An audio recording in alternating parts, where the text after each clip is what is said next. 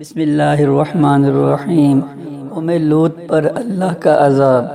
حضرت لوط علیہ السلام کے ابلاغ حق، امر بالمعروف اور نہی عن المنکر کا قوم پر متعلق کچھ اثر نہ ہوا اور وہ اپنی بد اخلاقیوں پر اس طرح قائم رہی۔ حضرت لوط علیہ السلام نے یہاں تک غیرت دلائی کہ تم اس بات کو نہیں سوچتے کہ میں رات دن جو اسلام اور صراط مستقیم کی دعوت و پیغام کے لیے تمہارے ساتھ حیران و سرگرداں ہوں، کیا کبھی میں نے تم سے اس کی کوشش کا ثمرہ طلب کیا؟ کوئی اجرت مانگی؟ کسی نظر و نیاز کا طالب ہوا؟ میری پیشی نظر تو تمہاری دینی اور دنیاوی سعادت فلاح کے سوائے اور کچھ بھی نہیں ہے، مگر تم ہو کہ متعلق توجہ نہیں کرتے۔ جھٹلایا قوم لوط نے پیغمبر کو، جبکہ کہا ان کے بھائی لوط علیہ السلام نے، تم نہیں ڈرتے، بے شک میں تمہارے لیے پیغمبر ہوں، امانت والا، پس اللہ سے ڈرو اور میری پیروی کرو، اور میں تم سے اس نصیحت پر اجرت نہیں مانگتا۔ میرا اجر اللہ رب العالمین کے سوا کسی کے پاس نہیں ہے۔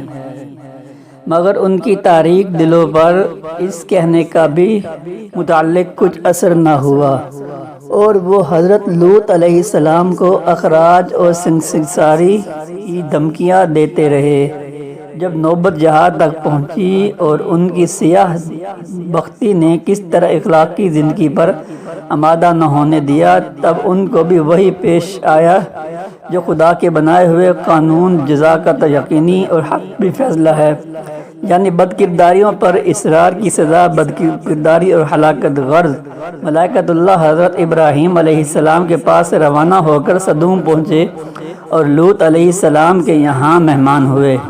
یہ اپنی شکل و صورت میں حسینہ، خوبصورت اور عمر میں نوجوان لڑکوں کی شکل و صورت میں تھے۔ حضرت لوط علیہ السلام نے ان مہمانوں کو دیکھا تو گھبرا گئے اور ڈرے کہ بدبخت قوم میرے ان مہمانوں کے ساتھ کیا معاملہ کرے گی، کیونکہ ابھی تک ان کو یہ نہیں بتایا گیا تھا کہ یہ خدا کے پاک فرشتے ہیں۔ ابھی حضرت لوط علیہ السلام اسی حیض و بیض میں تھے کہ قوم کا خبر لگ گئی اور لوط علیہ السلام کے مکان پر چڑھ آئے اور مطالبہ کرنے لگے کہ تم ان کو ہمارے حوالے کرو۔ حضرت لوط علیہ السلام نے بہت سمجھایا، کہا کیا تم میں کوئی بھی سلیم و فطرت انسان رجل رشید نہیں کہ وہ انسانیت کو بڑھتے اور حق کو سمجھے؟ تم کیوں اس لعنت میں گرفتار ہو اور خواہشات نفس کے اعزاء کے لیے فطری طریقہ عمل کو چھوڑ کر اور حلال طریقے سے عورتوں کو رفیقہ حیات بنانے کی جگہ اس ملعون بے حیائی کے در پہ ہو؟ کاش میں رکن شدید کی زبردست حمایت حاصل کر سکتا۔ حضرت لوط علیہ السلام کی اس پریشانی کو دیکھ کر فرشتوں نے کہا کہ آپ ہماری زہری صورتوں کو دیکھ کر گھبرائیے نہیں، ہم ملائکہ عذاب ہیں اور خدا کے قانون جزائے اعمال کا فیصلہ ان کی حق میں اٹل ہے، وہ اب ان کے سر سے ٹلنے والا نہیں۔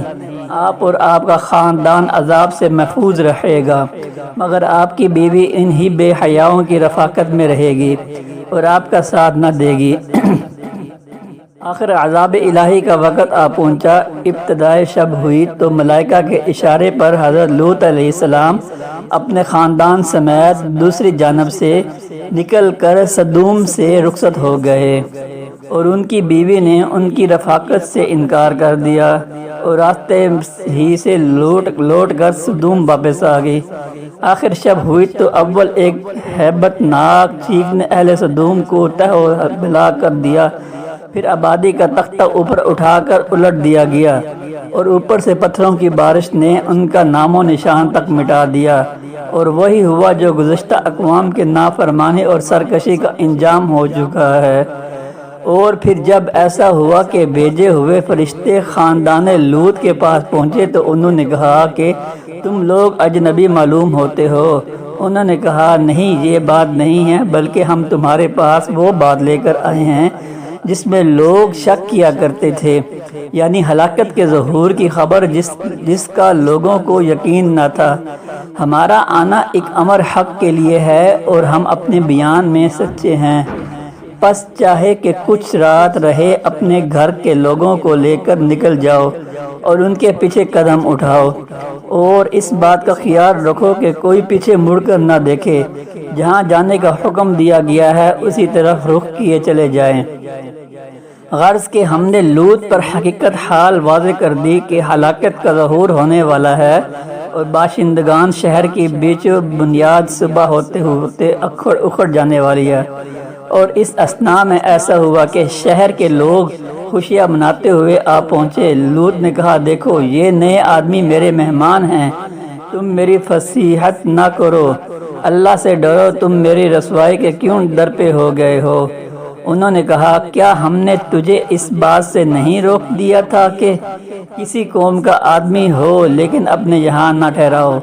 لوط نے کہا، اگر ایسا ہی ہے تو دیکھو یہ میری بیٹیاں کھڑی ہیں، یعنی باشندگان شہر کی بیویاں جن کی طرف وہ ملتفت نہیں ہوتے تھے، ان کی طرف ملتفت ہو۔ تب فرشتوں نے لوط سے کہا، تمہاری زندگی کی قسم، یہ لوگ تو اپنی بد مصیبتوں میں کھو گئے ہیں، تمہاری باتیں ماننے والے نہیں۔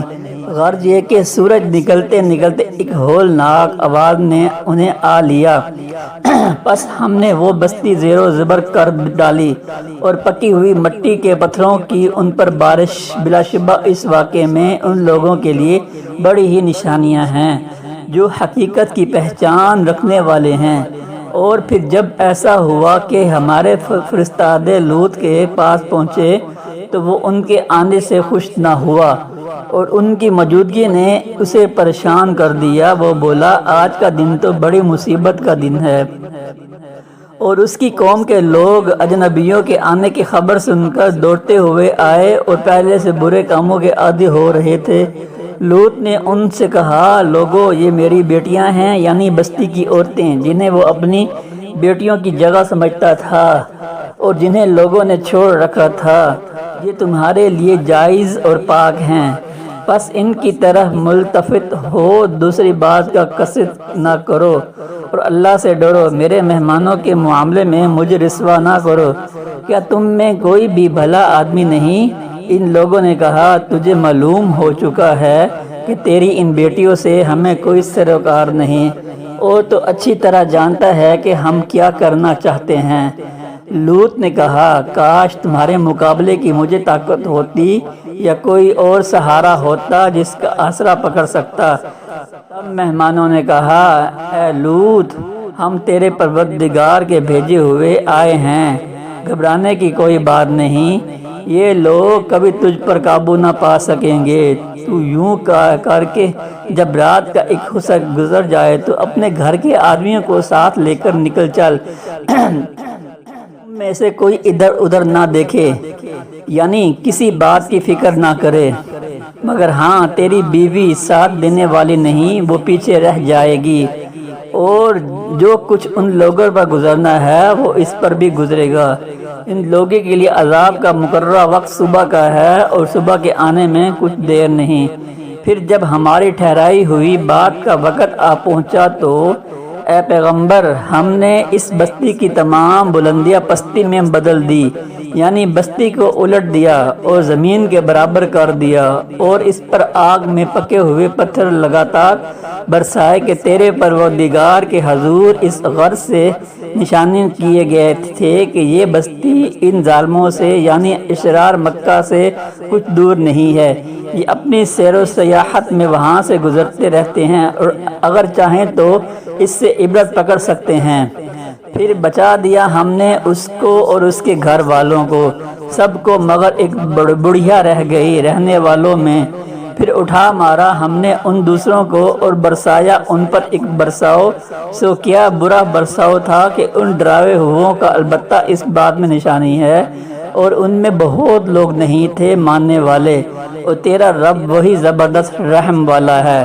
اللہ تعالیٰ نے بتلائی ایک مثال منکروں کے واسطے عورت نوح کی اور عورت لوط کی، مگر گھر میں تھے دونوں وہ نیک بندوں کے، ہمارے نیک بندوں میں سے کچھ انہوں نے ان سے خیانت کی، پھر وہ کام نہ آئے، ان کے اللہ کے ہاتھ سے پکڑ بھی اور حکم ہوا کہ چلی جاؤ دوزخ میں،